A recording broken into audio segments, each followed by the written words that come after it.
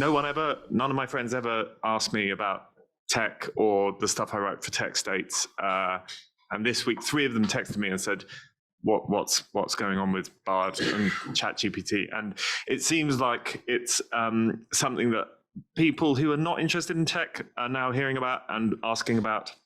And so we thought it was a good moment to talk about it. So you've got me. More importantly, you've got Serena, who is our AI expert, who's prepared some slides, and we've got ChatGPT itself live here, ready to answer any of the questions that you may have. I asked it, actually, the subject of this discussion is generative AI just hype? And ChatGPT's answer was, it depends how you look at it, which is quite modest, I thought. So why don't we start off by just, Serena, running through the slides that you've put together, and try and explain at the top, like, what actually generative AI is. Yeah, sure. I think, okay, cool. So generative AI, excuse the probably ill-sounding voice, but it's essentially any algorithm that's been fed and trained with large amounts of data that can generate unique and new content. And this can range from text to visuals to images, audio, and so on.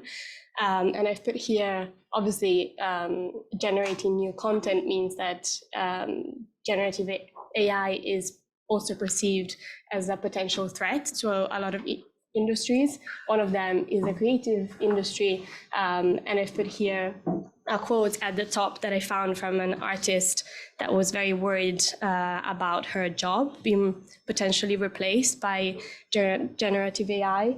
And below this, there's a quote from ChatGPT itself explaining what generative AI is. And I found it quite funny that there is a contrast that is quite stark against a very clear worry. There's generative AI saying, we're here to solve all your creative problems. And then obviously there's a lot of interest in generative AI, and ChatGPT is one of the softwares that's gaining most traction recently. And in the next slide, you see how the level of investment has changed significantly over the past few years. And in these columns, you see the level of funding, which topped 2.6 billion in 2022. And also the number of deals grew to 110 deals in 2022.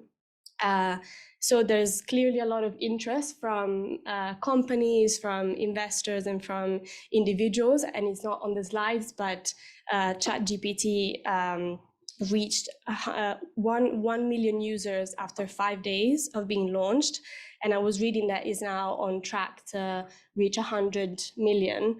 And in terms of how quickly it was adopted by people, if it reaches 100 million now, it's significantly faster than how TikTok and Instagram were adopted. So there's clearly a lot of interest from individuals like us that are outside of the AI and tech space. In the next slide, I've put division in terms of sectors, and the companies that have received the most funding in terms of generative AI are text generation and visual media. And in the next slide, so I'm going quite fast, but this is just an overview, and then we can talk all the implications around this. But the big tech are all investing heavily in it. Obviously, Microsoft is number one, and it invested $10 billion in OpenAI, which is the company, the sort of parent company of ChatGPT, with the aim of boosting its web search through ChatGPT, meaning Bing. And Alphabet, and Google's parent company, is going to make its own Lambda chatbot publicly available, and it's also working on Bard and Claude. And obviously, with all the sort of downfalls of Bard recently, but they're joining this race and trying to top what Microsoft is doing. And then Meta as well is planning to incorporate it across all its products, and Apple is also doing something similar. So all the big tech are heavily on board. And in terms of what's going to happen, the next slide, generative AI is expected to be worth over $60 billion in the next 5 years, going from 8 billion as a market value in 2021. So clearly the expectation is that this will grow significantly. And I think, so as I was reading and trying to wrap my head around all the implications and the potential problems with it, I think some of the main concerns are around job losses and misinformation. Those are the two big ones that maybe we can talk about as well. And yeah, I think these are the main concerns, and I have some thoughts around them. I don't know if this is the right time to share them. No, I think let's talk a little bit more, and then let's open it up to the floor, because one of the things that struck me as making this subject kind of really different from other kind of technological innovations like the metaverse, for instance, is that like with the metaverse or with Web 3.0, there seems to have been like a promise made and quite a lot of investment and really nothing to show for it. Like, you know, when we're going to be all living in the metaverse is like 10 years time, 15 years time, you don't really get a sense of what it can do for you. Whereas with ChatGPT, it's like really useful already. Like I asked it to suggest a dinner recipe from the stuff that was in my fridge. So like onions and leeks and pasta and feta cheese, and like in 20 seconds it was like, here you go, and it like told you how to do it. And it's like that's really useful. Like, and I asked it for recommendations for books for my 9-year-old, and it came up with like 8. So this is for even in its early stages, it seems to be kind of proving its worth. And you can see as well, that's why this week these big tech companies are not just saying we're interested in this, we're going to put some money into research. They're saying we're going to change all our products, like fundamentally, to put this technology kind of inherently within our main offer. But I just wanted to, has anyone here used ChatGPT? And how many people have used it for things that they would think of as useful rather than just playing around with it? Toby, would you want to just, can we get him a mic so we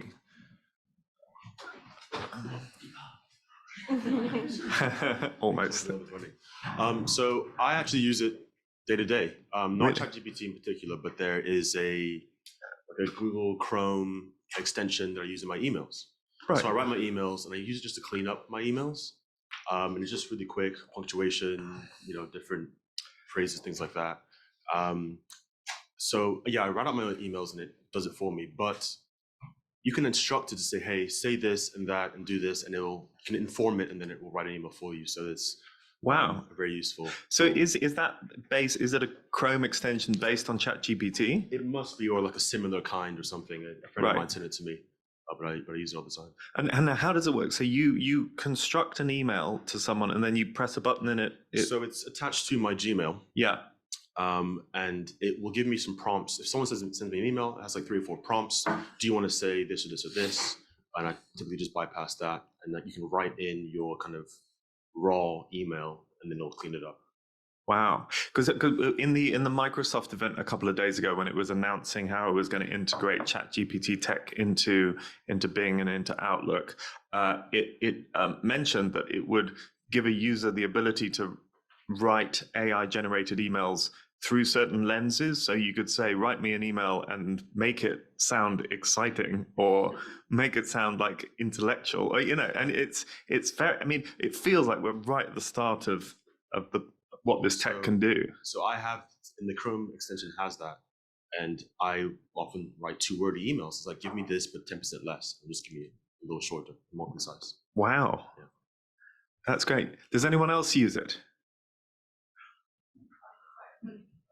Go So on. it's not actually me, but my friend who's really into it is convinced that it's gonna like completely change the therapy landscape. And he's Wow. he's got a background in philosophy, and he was like, I've been basically talking to it like like a therapist. And he was like, how would you counsel me if I was going through a breakup, if you were like a Jungian inspired therapist? And then like Amazing. how like in this way and how in that way, and like all these different like philosophical approaches, and like it was like really coherent, and like I think he's like a bit obsessed. He like talks to it all the time. And to him, do you think it's kind of like and No, I mean, like, I think it's more like he's like a Mensa, and I think he's finally found something that he can like interface with and like test at his level. I was like, you don't need us anymore. that is really interesting. And does he get kind of like an intellectual thrill out of it, or do you think he actually gets kind of an emotional support? I mean, he hadn't gone through a breakup. That was just his like hypothetical question. Yeah. So I think I think at the moment it's a thrill. And of like, and I think that the thing is like, how can you ask the questions, and like, how can you get the most out of it is a thrill. But I think it would actually be helpful. I mean, he also uses it for like recipes and ideas and things like that. Yeah. But I think that like this, that was a bit more existential than just like recipes. So in that same way, I think quite a lot of screenwriters are quite excited about it. I was speaking to a friend of mine who's a screenwriter, and he said that, you could, if you wanted to know how a character like Kant or like Shakespeare might speak, then you've got this opportunity to ask specific questions, and this AI can kind of trawl through the whole of an artist's output in order to kind of conjure up how he would speak today. My other friend who works in advertising said that he said it was like maybe one of his more junior colleagues. Like if you put in, basically it's a water brand, they want it to seem kind of refreshing, but also edgy, and then come up with a concept. And it was like suggesting like advertising concepts. And he said like some of the suggestions were kind of at like a junior employee level. So it was like quite helpful, maybe worrying for junior employees, but like quite a helpful jumping off ground. Well, someone on Twitter said that ChatGPT was like being provided infinite interns. Does anyone else use it? Wait, hold on, can we get a mic over there? I've just used it a little bit for writing, not much recently because it's always at capacity. But so I really struggle with writing, in that I'm really slow. Okay. So it really helps to have like a base, and then I can edit from that base.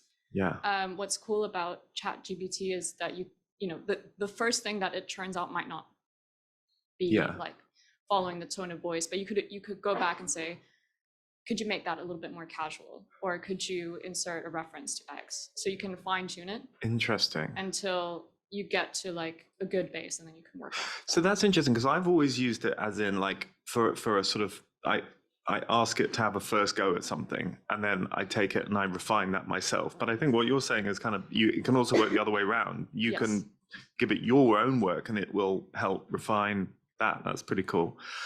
Mark. I was just going to say quickly on the advertising thing, because I worked at advertising conferences for quite a long time, and they've been pretty much every international advertising conference since about 2009 has had sessions on it being like, are the robots coming to take our jobs? Type thing.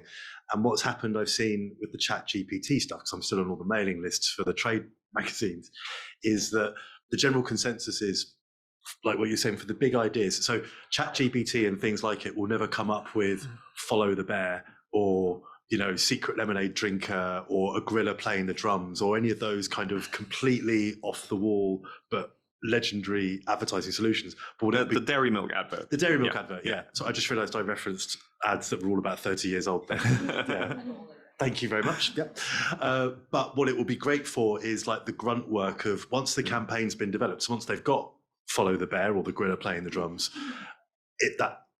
the ChatGPT like service is the thing that can go through and then generate the 400 targeted digital ads with the visuals and slightly tweaked copy that will suit every different individual in every different market on every different platform. That's interesting. And do you think, because I mean, maybe I'm wrong, but I think it's relevant that your references were all like 20, 30 years old, because the big creative I don't like adverts change. were, yeah. But I mean, like, what the best adverts were like 15 years old, right? Like, it's moving more towards a situation where the adverts are kind of more YouTube, more digital, more digitally targeted, and so ChatGPT could have an even more disruptive influence in that environment than it could have done if it emerged 15 years ago. Yeah, totally. I mean, if this was at Cannes, this would be a session called something like, "Is this the death of the big idea?" or something like that. Is anyone here worried that ChatGPT or generative AI in general, because we have to kind of remember, I think, that it's not just text either, it's like images, like DALL-E, can create anything, any image in like a second, or, you can have generative AI programs that take pictures and automatically apply captions to them, because there's a lot more than just ChatGPT. But is anyone here worried that generative AI might cost them their job? Well, sorry, just quick on the images thing. We were talking about it earlier this week, where they have a system, some sort of AI-powered system at BBC, which selects images and posts them, attach them automatically to the stories on the news.co.uk. And it was trying to talk about a Beyonce story, and it posted a picture of Viola Davis. Was that an AI that did that? Well, apparently, yeah. It's like a system, I forget, Jupiter or something. John Jones was talking about it. And so basically they have like this machine learning system that catalogs all the photos, and the journalists or the editors don't see which image gets attached. It's just like a process, part of the process.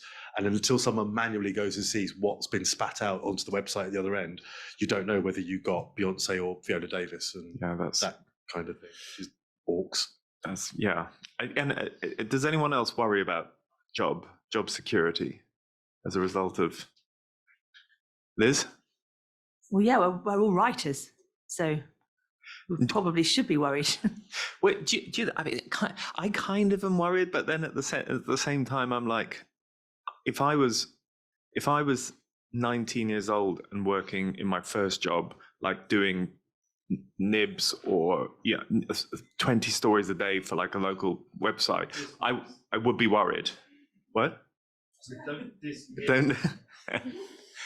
But then other nibs. We've already talked about. So Mark's described that's probably 60% of the output of the global advertising industry is the part that ChatGPT can do now. That's probably about that in terms of billable hours, people employed, and then lots of people who start out in their writing career start out doing those jobs in a funny office in Canary Wharf, where you just have to write 85 different ways that a bed company can be presented to the search engine, right? So those have all gone. I'm wondering about, it's not quite your question, but what Kate was saying, has somebody attached ChatGPT or a generative AI thing to an avatar that they really like the look of, because then they'll fall in love with it, and then you that's infinite other combinations of things, so you can just build whatever is the perfect interviewer that you want to send in, or you can make a reality TV show that is entirely not real people. Does that scare you, or does that excite you? Because it's got quite a lot of kind of creative possibilities. It has. Love it Island, has got creative possibilities, but style. then, the ideas I will come. I'm not an evil genius. Do you know what I mean? There are plenty of people in the world that will think of much more evil things it can do than what you could do as well? You could make your family live forever, because you could put all their output. You could put your parents' output into one of these programs, and then after they die, you've got an avatar. So what? Yeah. That's, Patricia, can I ask you a question, right? As a kind of AI expert, Because you use ChatGPT to help code something for a story that we were trying to work on together. So there was a big data set and we wanted to work out how to mine it. And Patricia used ChatGPT to suggest a code for a program. So can you just talk a little bit about that, and also talk about, because you have done some work, I think, around bias in AI systems. If the whole of the way that we consume information now is going to be dominated by these chatbots, are you worried about the potential for bias within that? Yeah. So on the coding front, I think so I sometimes use Python for work.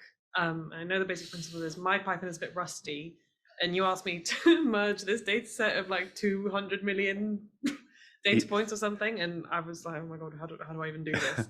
So I went on ChatGPT and said, hey, I want to do this. I want to merge these several spreadsheets that I have. I want to separate them out into these columns, and it just suggested the entire script that normally I would write and then check for errors, which is incredible.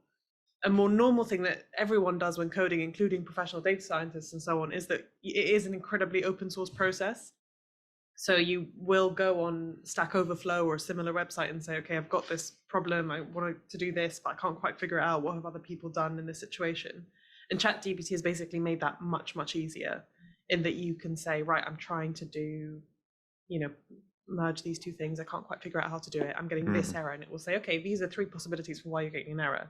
Try this, this, and this. And it understands, it's got an incredible amount of data that can feed into that. So I think it's really valuable for a process that's already very open source, very collaborative. I think the possibilities are massive. And I think that if you teach people just a base level of how to understand, how to read the code, then they won't have to, it's almost like a language, but instead you basically got someone speaking the language for you, and you just need to know more or less how to conjugate, is how I would put it. So it's I think that's a really positive and interesting thing. Interesting. There might be some people who know more about the potential risks there, but I can't really see any, other than some junior people might lose their jobs. I think much more will come of that. It's the bias question.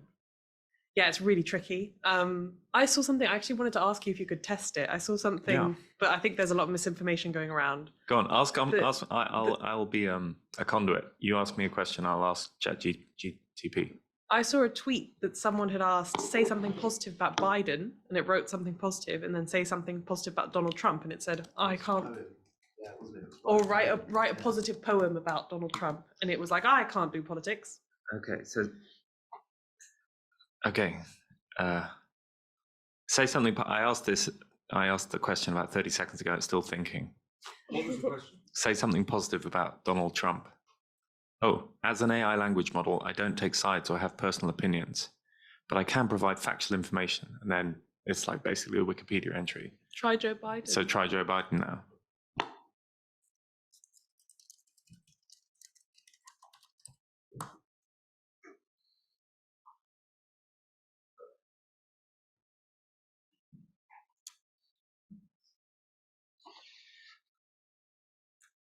It's thinking. This is like a live test we've ever done, I think. I mean, it's probably going to have rectified after that's gone viral. But just while it's Joe Biden is the 46th president of the United States. He has a long history of public service. That is really interesting. So with exactly the same question, with Trump, it starts, what? Say something positive about Andrew Tate. Yeah. Okay. Okay. But it is interesting. Just on this Biden Trump point, exactly the same question, but the disclaimer is only on the Trump answer. Could that be? Can I read you from Wikipedia? Yeah. Because I've been trying to find out what generative AI is. Oh, sorry, Mike. It says You're driving to people prevent away, offensive outputs from being presented to and produced from ChatGPT, queries are filtered through OpenAI's company-wide moderation API, and potentially racist or sexist prompts are dismissed. So it may be that Trump is a trigger word, and there's an assumption within the system that, blah, blah, blah. Exactly. I think that the problem is that there's no transparency around what exactly is the criteria for something being racist, sexist.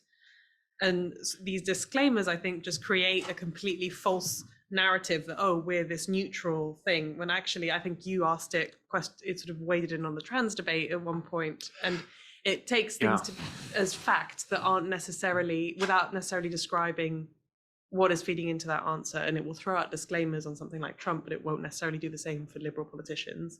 So that's where I think there's big risk, because people don't know how to read that. And there's a big problem with attribution, isn't there? Because on Google, if you Google something like, is a trans woman a woman, you'll get a series of links, and you can decide on the basis of the sources how much you trust or distrust what they're saying. But when I asked ChatGPT that same question a month ago, I think, or 2 months ago, it just came up with an answer: yes, a trans woman is a woman, which is a totally valid answer, but it's choosing a side. So on this, if I can interrupt you, I think, so this is obviously related to the threat to misinformation, right? But I have the feeling that with ChatGPT, it's almost like it's seen as this god-like institution that can never get anything wrong, just because of the confidence with which it gives you information. But at the same time, most people are taught to not believe everything that they find on Google, for example. So why do we believe everything that ChatGPT tells us? I mean, just my own opinion on this is because there's one less layer for you to fact check. So there was a recent example 24 hours ago, $100 billion of value was wiped out from Google's share price, because it had an advert for, or partly because of an advert that it put out for Bard, its ChatGPT rival, that came up with like a fact about a telescope that was just kind of, wrong. But the way that, so if you Googled, give me 5 facts about the Hubble telescope at the moment, it would come up with a series of websites, and maybe one website would be the NASA website, and you'd be like, okay, I can trust the NASA website. And one website would be like, I don't know, ilovetelescopes.com, and you'd be like, well, I'm not sure about that. Whereas with ChatGPT, it just, or Bard, it just produces the answer. And I don't know, have you seen any indication or read any reports about how these companies are going to deal with its attribution problem? I haven't. I have seen that OpenAI are like publicly said that they are aware of the limitations of ChatGPT, and they're working on making it as safe as possible and as unbiased as possible.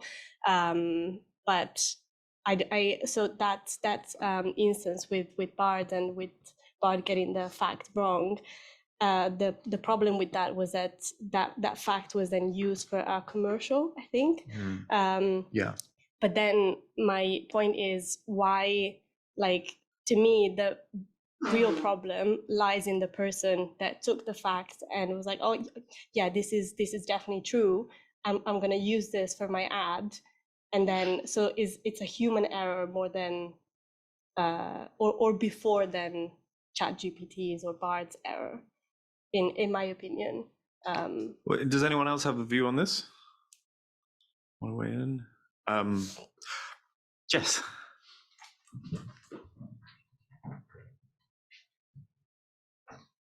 Just on attribution, it just made me think, because I asked ChatGPT to write a nib recently for a SenseMaker as a trial, and it just made me think about a video I'd seen that was filmed in a US newsroom around sort of early era of the internet. And they said, okay, we don't really know what's going to happen, but we're going to try uploading an article for free. And it was this idea of just, they had no idea about how that technology was going to transform everything about their industry, that I think could apply here as well.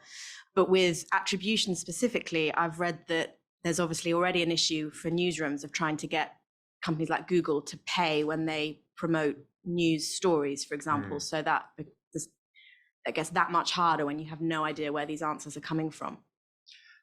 So on the question of how these models could affect journalism. It's interesting that already, like weeks after ChatGPT came out, you have publishers like the publisher of Sports Illustrated using ChatGPT to generate non-human written stories, like, 5 ways I can improve my 5K time, I think was the example that it used.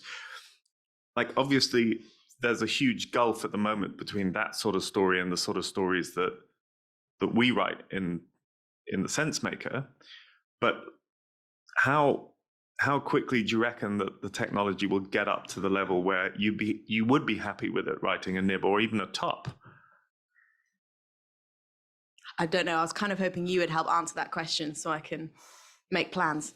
But the thing I noticed with the nib anyway, and this was only from using it once, that at this stage anyway, it very much depended on what I asked it. It was very much on input, what I asked of it. If it was just, if I said, can you summarize this particular article on this issue? Brilliant. But it can't do what I tried to do, which is actually look around like half a dozen to a dozen articles around that issue and then summarize it in a way that can present it hopefully in an interesting way. One of the things that I was thinking about, which we might want to explore as a company, is whether this technology can help local journalism at all, because there's this there are no local journalists left pretty much. And so you've got all these council meetings that are happening, all these kind of local decisions that are being made with no scrutiny applied to them at all. Now, what happens if you could marry up 2 programs, one that automatically recorded and transcribed a council meeting, and a ChatGPT type program that could pull out the most controversial or the most newsworthy points and transform it into a story? I mean, it seems like there's quite a lot of potential for this technology to be used for good as well as for disruption. Yep. Yeah, that could be useful, but I just still feel just fundamentally very uncomfortable with where this could go within journalism. Like why? Because you don't know where the information's come from, because it is presented in a way that doesn't leave room to accept, to imagine error. Interesting. Claudia, and then Mark, and then Tomini. Just a very quick point about thinking how we could use it. Just in this conversation, I've been thinking about transcribing, and that's something that we've been talking about a lot with podcasts, trying to make them accessible, but it's something that takes a huge amount of time. And the particular difficulty is making something which you can use AI transcribing already, but it's taking it from something that is maybe certain names are spelled wrong, or some bits are like you can't understand them, and then also putting it in a house style and basically sub-editing all the way through. And from the sounds of things, this is actually something that we could try, even if it's not in its state right now. Presumably that's something that you could go back and ask it, well, could you add punctuation to this? Could you change all these names to this? I don't know. If that's one way of us using it. Yeah, that would save us a lot of faff. Time, money, all those things. Tomini? Oh, sorry. Yeah, Mark and then Tomini. Yeah. So, mine's just a really quick attribution and ownership thing. So David Guetta, the DJ at the moment, he's opening his sets with a track that if you're there and you're in a club and you're dancing, it sounds like an Eminem track. It's Eminem's voice and it's Eminem type lyrics. And it's, you think, oh, this is an Eminem sample. And Eminem has never recorded it. They've never worked together. So he's not using Eminem's likeness. It's not being passed off as an Eminem track, but if you hear it, you think, oh, this is Eminem. And I think that's kind of interesting, because I don't think Eminem's not necessarily, I don't know if they've had a falling out or what his view on this is, but I don't know how protected he is. And that raises the question, like how we protect likenesses. And if I wrote something and someone stole it and tried to pass it off as theirs, that's protected. Yeah. But if someone imitated what I look like, or Eminem, what he looks like, what he sounds like, and the style that he writes in, but still creates something wholly original, is that any kind of infringement on him as a? I think that's it's really it seems like a legal minefield, doesn't it? Because this isn't sort of copying content that's been created by someone else and then just reproducing it. This is creating original content but based on someone else's ideas. And actually, which yeah, sure, exactly. Which and so there's this. Have you been following this big lawsuit going on at the moment between Getty Images and Stability AI, which is another kind of AI image generator. So yeah, I think that the legal issue is kind of really live at the moment. Tomini. So my point is just that I think the technology is obviously really exciting and fun, and it's this big novel thing that's happened in the past like month. But as someone who would consider themselves a bit of a layperson in this field, I think eventually it's just a bit boring. Like I would only ever see it as like an assistant to my Google search or something like that. Yeah. But I don't think, if say I was a novelist, I would want ChatGPT to write my novels, because I'd write novels for the love of writing a novel or for the love of writing a story, or like your friend who writes screenplays. Yeah. And if, on the example of a screenplay, production house said, we can cut out the screenwriter and have a script just ready to go tomorrow, is it just going to happen that we now have a bajillion movies because they've managed to cut that time down to, instead of a year's production, 3 months? And then I guess this is the question that everyone has: what happens to all those people who want to write a script because they like writing scripts? Yeah, and it's already quite a difficult industry to kind of get into in the first place, isn't Yeah, it? exactly. But I don't know, could they make, if they made 1 million movies because they can do it so quickly, or make 1 million books because they can do it so quickly, the average person, would they not get bored of that again? Yeah, you'd think, wouldn't you? Because the quality just wouldn't be there. But, By human becomes a center marketing. right, like organic chicken or something. But do you see that maybe you in particular, and the people you know, will be using like AI as a tool in the same way as we now don't really think about using Google as a tool? Yeah, I think in the same way that what Toby mentioned about like recommended text things in your email, there'll be, Gmail can finish your sentence for you and you just click enter and you're like, okay, cool, that was what I was going to say. But I don't think it's something that I would want my job day to day to just be asking something else to do. Right, to do, yeah. Rebecca.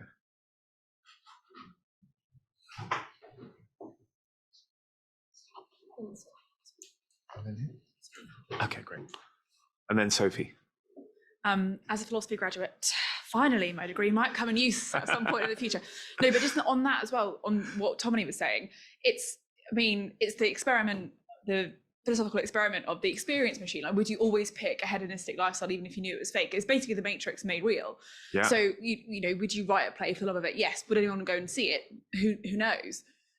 So philosophy might make a resurgence in society. So as a philosophy graduate, are you more or less worried about this, do you think, than the average person? I think I'm less worried about it because I think that the rise of the capabilities of the machines is a good thing. I think the possibilities, I was very struck by your thought that I could avatar my parents one day. That sort of avenue will keep me up at night, among other things. But it's about how we respond to it. So technology is not neutral, never has been. I think in Real Money, Alex mentioned the pen not being a neutral instrument. It's the same thing. And it's how we respond to it, how we interpret it. It's that film Her, where he does fall in love with the machine. Like, that is one reality. I don't know if it's necessarily a bad one. Like, what is the problem with that scenario? Just looking at it from that perspective. But my question, which I was really looking forward to this discussion, was Google versus Microsoft at the moment. Yeah. OpenAI is the new leader for now, but Google's access to data is unparalleled. What is the limits of the data that they can scrape? So it's not just Google results. They've got data on us for a decade and a half minimum. Do you know if there's any remits? What is the protection put in there? I think it's a great question. I think all of this is happening so fast that we haven't seen how Bard, which is the Google ChatGPT equivalent, how Bard will work in practice. As soon as it comes out, then I think that's going to be a really big subject to dig into, not least because OpenAI have already faced criticism for hiring moderators in Africa for kind of $2 and less a day. Yeah, that's a good point. Sophie.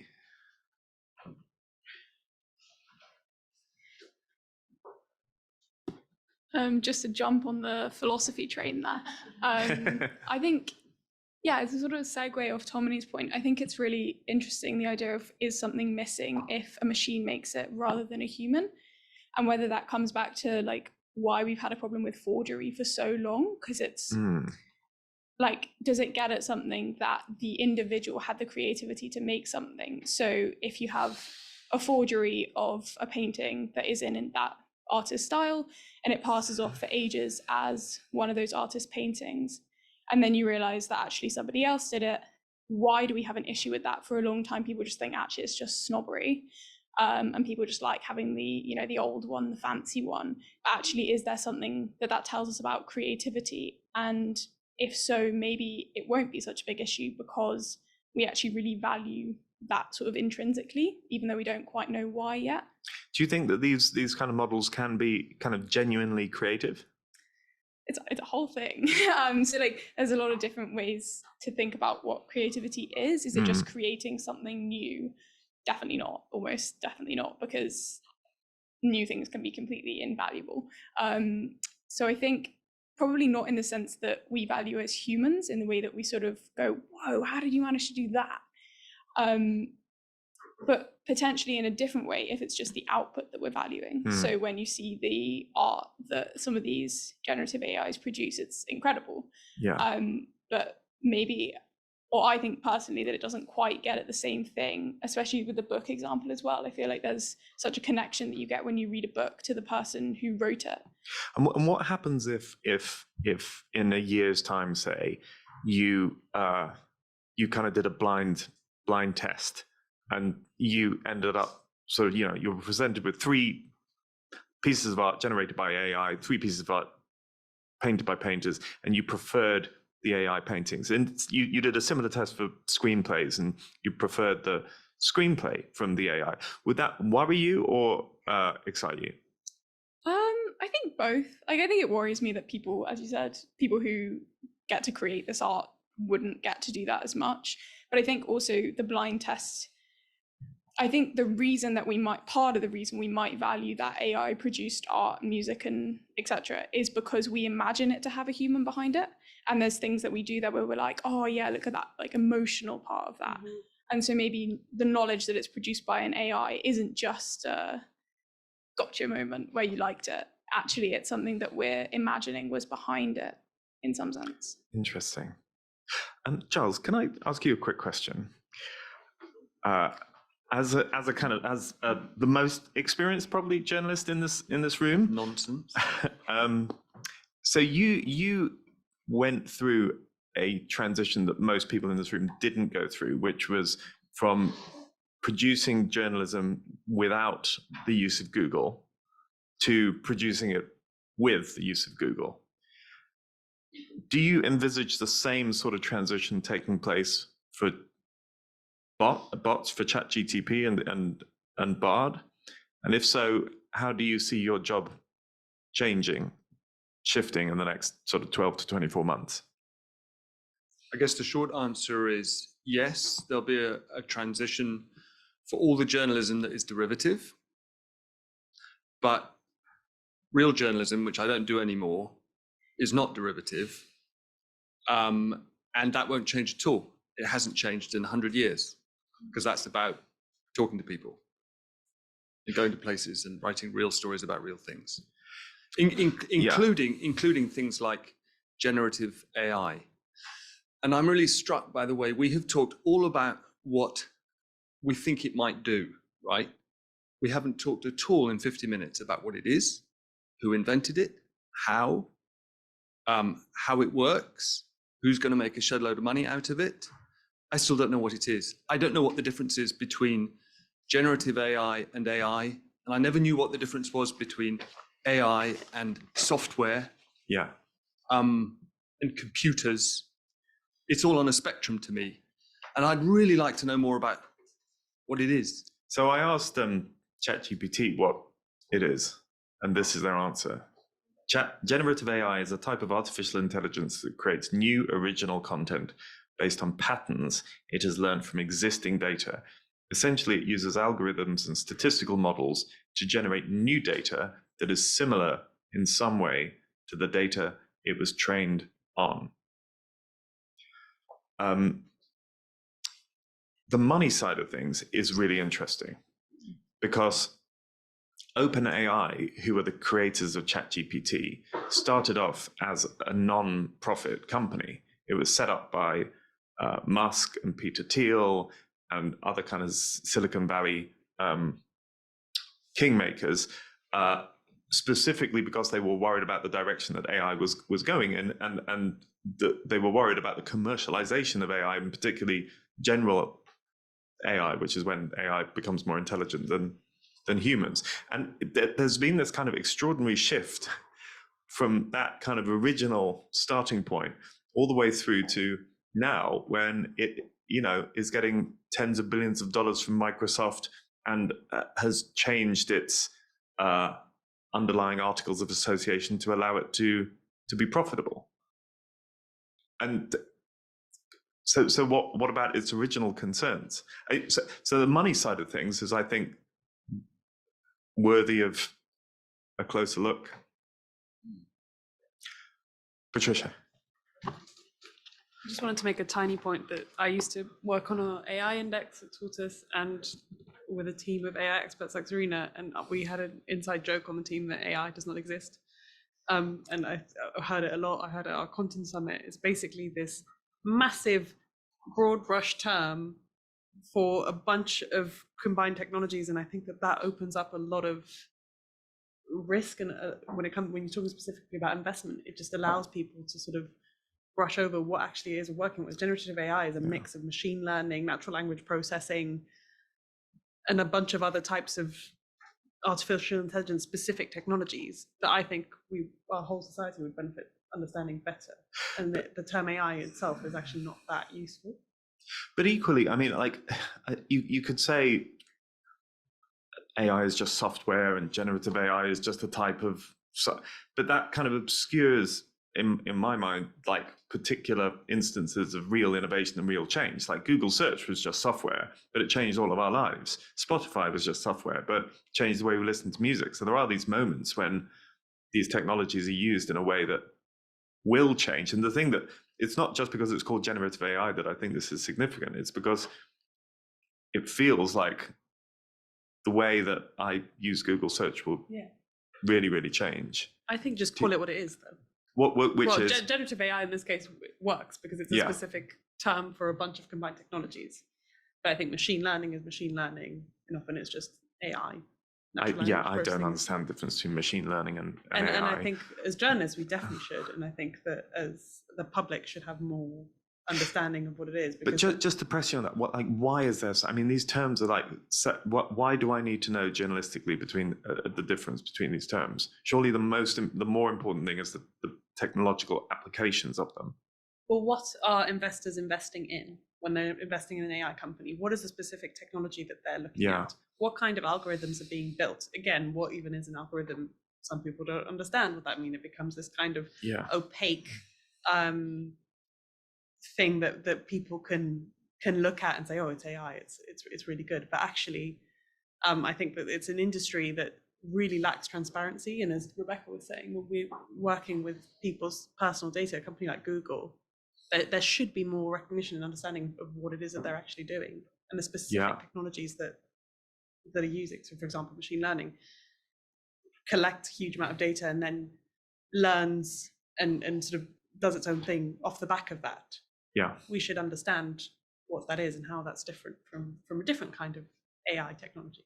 I think it's kind of a paradox that I think AI generally as a term is kind of used to facilitate people's understanding because all these like technical jargon makes it more difficult. But at the same time, on the other end, you have to explain what AI actually means to make people understand what it is. So it's a bit of a paradox there. Do you want to? We've got 5 minutes left. Just want to touch on the regulation point. So all of this technology is kind of increasing exponentially, and people are making a lot of money out of it and using data in ways that might be kind of opaque and difficult to understand. Who's kind of guarding this process? The No General one. AI Act, is there? No one. Yeah, like no one properly, but out of all countries and kind of institutions, the EU is the one that is most ahead with the EU AI Act, and the US with the bill that they've recently released as well is kind of keeping up as well. But there's a lot of debate around even the act draft being too vague and not addressing the specific issues and not really addressing liability issues, for example, who's to be held accountable with AI technologies. And there's attempts at the EU. They're doing the best in this space, but they're still very behind. And I think the main argument is always that the technologies are faster, so much faster than regulations and laws in the space. So if we as a newsroom wanted to kind of look into this issue a little bit more deeply, one issue to look at would be the money and who's making it. Another would be, as Patricia says, the data that is being used by these new systems. Where is it coming from, and everything around that. Is there anything else that you think in this area we should be kind of really digging into?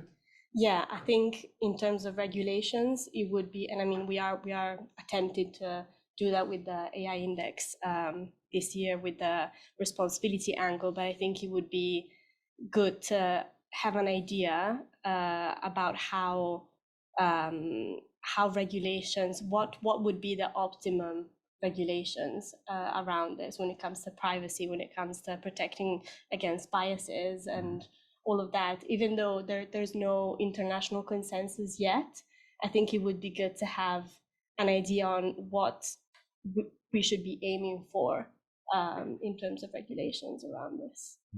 Okay. Well, there seems like there's a lot to go at. Sav, did you want to say one thing? I saw your hand up. I mean, this might already have been covered, but I mean, when I go on Google now and I Google a random word, I'm not getting the full universe of collective knowledge being back at me. In fact, I'm often only getting 6 or 7 pages of results. You'll quickly find out that when you Google stuff, the pages run out quite quickly. And I'm interested, in all of the kind of Google discussion. I'm interested in how that selectivity is going to work. How is, when you search up the James Webb Telescope, how is Google going to decide what 3 facts is going to give you? And I think that probably is what concerns me, because Googling what is the James Webb Telescope might not conjure up many kind of disturbing implications. But if you are searching up a much more political question, it feels like I know talking about polarization is kind of a cliche, but it feels like there's kind of even greater capacity for that. It puts much more power in the hands of these big tech companies, doesn't it? Potentially, because they're kind of getting closer to the sort of the determinants of what truth is. And I read the other day that they are so well placed to kind of capitalize and on this technology, because they're the ones with the cloud computing power. So if there's a kind of bright new startup, that the startup is going to need to make a deal with Microsoft or with Amazon or with Google to get the server power that they need to build these models, which is really worrying, because all of this technology is going to be concentrated in these few tech states. So yeah, that's a depressing note on which to end. But thank you so much for coming, and thanks to everyone online too. Thanks for watching that clip. If you enjoyed that, then we think you'll love these. Don't forget to subscribe, and if you want to join us live in the newsroom, head to tortoisemedia.com/book.